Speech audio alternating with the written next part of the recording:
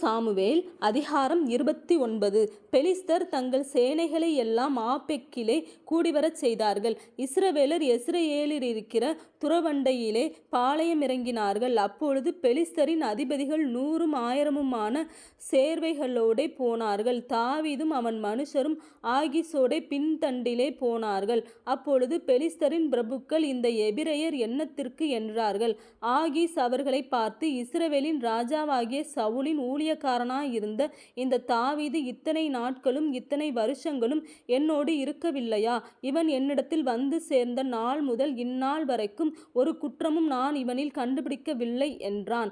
அதனால் பெலிஸ்தரின் பிரபுக்கள் அவன் மேல் கடுங்கோபமாகி அவனை பார்த்து, இந்த மனுஷன் நீர் குறித்த தன் இடத்திற்கு திரும்பி போகும்படிக்கு அங்கே அவனை மறுபடியும் அனுப்பிவிடும். யுத்தத்தில் இவன் நமக்கு சத்ருவாயிராதபடிக்கு இவன் நம்மோடே கூட யுத்தத்திற்கு வரவேண்டியதில்லை.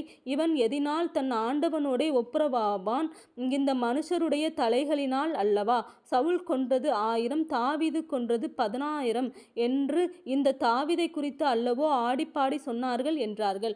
அப்பொழுது ஆகீஸ் தாவீதை அழைத்து, நீ உத்தமன் என்றும் நீ பாளையத்தில் என்னோடே போக்கும் வரத்துமாயிருக்கிறது என் பார்வைக்கு நல்லது என்றும் கர்த்தருடைய ஜீவனை கொண்டு சொல்லுகிறேன். நீ என்னிடத்தில் வந்து சேர்ந்த நாள் முதல் இன்றைய வரைக்கும் நான் உன்னில் ஒரு பொல்லாப்பும் காணவில்லை. ஆகிலும் பிரபுக்களின் பார்வைக்கு நீ பிரியமானவன் அல்ல. ஆகையால் பெலிஸ்தருடைய பிரபுக்கள் உன்மேல் தாங்கள் அடையாதபடிக்கு இப்போது சமாதானத்தோடே திரும்பி போய்விடு என்றான்.